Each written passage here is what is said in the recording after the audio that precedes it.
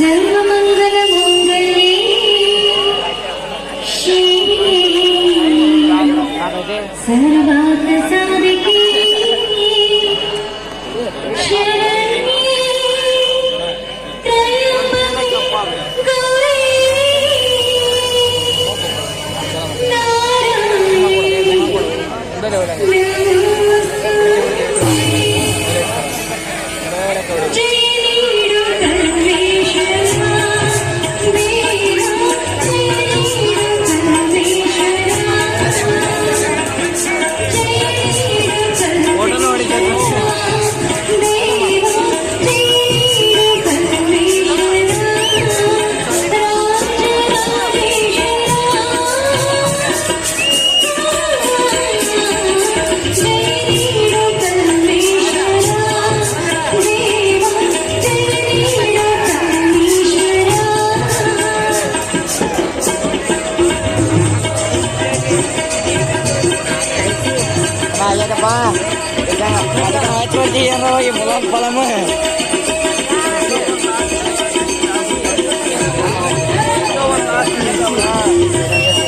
ಬಾರಿ ಮಾಡ್ದಾನ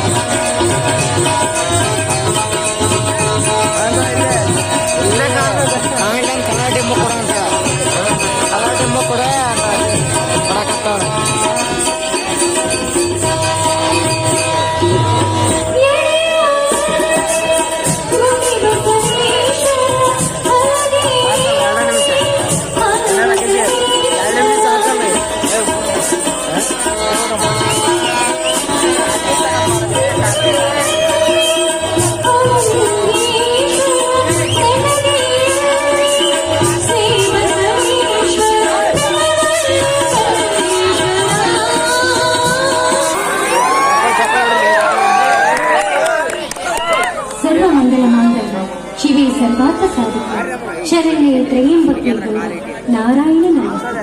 ಅಮ್ಮ, ರೈತರ ಮಕ್ಕಳನ್ನೆಲ್ಲ ಕಾಪಾಡುವ ಫಲ ನಿನ್ನಲ್ಲಿ ಕೊಡು.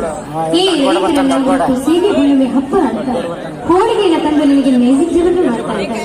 ಅಷ್ಟೇ ಅಲ್ಲ, ಈ ರೈತರ ಮನೆತನವನ್ನ ಕಾಪಾಡುವ ಭಾರ ನಿನ್ನಲ್ಲಿ ಕೊಡು. ಈ ರೈತರ ಮನೆತನಕ್ಕೆ ಹೆಸರು ರಂಟೆ ಅಂತ. ಈ ರಂಟೆ ಮನೆತನವನ್ನ ನಿನ್ನ ಉಡಿಯಲ್ಲಿ ಹಾಕ್ತಾ ಇದ್ದೀನಿ. ನಮ್ಮೆಲ್ಲರನ್ನು ಕಾಪಾಡೋ ಭಾರ ನಿನ್ನನ್ನೇ ಕೂಡಿನಿತ್ತ.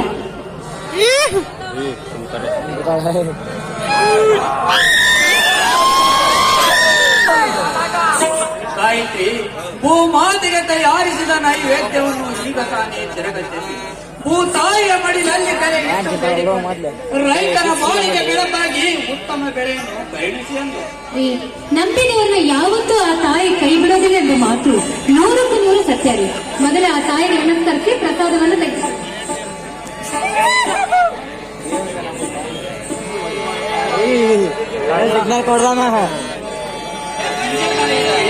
ಮಣ್ಣಿನ ಮನ ಭೂತಾಯಿಯ ಮಡಿಲು ತುಂಬಿದರೆ ಆದರೆ ಅದೆಲ್ಲ ಕೈಗೆ ಸಿಕ್ಕ ಬೇರೆ ಕೈಗತ್ತದ ಪರಿಸ್ಥಿತಿಗೆ ಬರುತ್ತದೆ.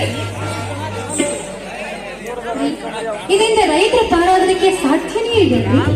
ಮಾರ್ಗ ಹುಡುಕಬೇಕು ಗಾಯತ್ರಿ. ಅಚ್ಚ ಮುತ್ತಜ್ಜರ ಕಾಲದಿಂದಲೂ ಬಂದ ಉತ್ಪನ್ನವನ್ನೆಲ್ಲ ಮಾರ್ಕೆಟಿಗೆ ಒಯ್ದು ವ್ಯಾಪಾರಸ್ಥರು ಏಕ ದರಕ್ಕೆ ಮಾರಿ ಬರುತ್ತಾ ಇದೆ. ಅಲ್ಲಿಂದ ಇಲ್ಲಿಯವರೆಗೂ ರೈತರು ಹೊಟ್ಟೆ ಮೇಲೆ ಹೊಡೆದು ದಬ್ಬಾಳಿಕೆಯನ್ನು ಮಾಡಿ ರೈತರನ್ನು ನೀರಿನಲ್ಲಿ ಕೈ ಬಿಡುತ್ತಿದ್ದಾರೆ. ಹಾಗಾದ್ರೆ ರೈತರಿಗಾಗುವ ಅನ್ಯಾಯಕ್ಕೆ ಅಂಚನೆ ಇಲ್ಲ ಅಂತ ಹೇಳ್ತಾ ಇದ್ದಾರೆ. ಅತ್ತೆಗೊಂದು ಕಾಲವಾದ್ರೆ ಸೊಸೆಗೊಂದು ಕಾಲ ಗಾಯತ್ರಿ. ರೈತ ಮಕ್ಕಳು ಒಂದಾದ್ರೆ ಒಪ್ಪಿದ ವಂಚಕರು ಮಣ್ಣು ತಿನ್ನುತ್ತಾರೆ. ರೈತರ ಕಷ್ಟ ನಷ್ಟ ನೋಡದ ಯಾವುದೇ ಸರ್ಕಾರವೂ ಉಳಿಯುವುದಿಲ್ಲ. ಹಾಗೆ ನೇಗಿಲು ನಂಬಿರುವ ಅನ್ನದಾತನಿಗೆ ಸುಪ್ರಕ ಕಾಲ ಬರುವುದು ಖಂಡಿತ. ಅದುವೇ ರೈತ ಯುಗ. ಹೋಗ್ಲಿ ಬಿಡಿ, ಆದಷ್ಟು ಬೇಗ ಆ ಕಾಲ ಕೂಡಿ ಬರ್ಲಿ ಅಂತ ಆ ಬಸವೇಶ್ವರನಲ್ಲಿ ನಿತ್ಯ ಬೇಡ್ಕೊಳ್ತೀನಿ. ಈಗೇನು ಸೀಗೆ ಹುಣ್ಣಿಮೆದ ಹಬ್ಬದ ಸಿಹಿ ಹೋಗುವುದು ನನಗೋಸ್ಕರ ಕಾಯ್ತಾ ಇದ್ದಾವೆ.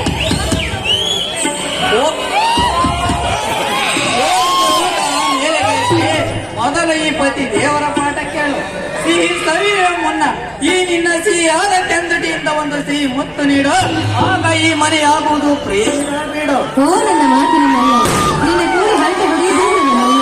ನಮ್ಮ ಪ್ರೀತಿಯನ್ನು ಕಂಡು ಬೆರಗಾಗುತ್ತೆ ಈ ಜಗವಿಲ್ಲ. ಆದ್ರೂ ಜೋಡಿ ಹಾಡುವೆ ಒಂದು ಹಾಡ.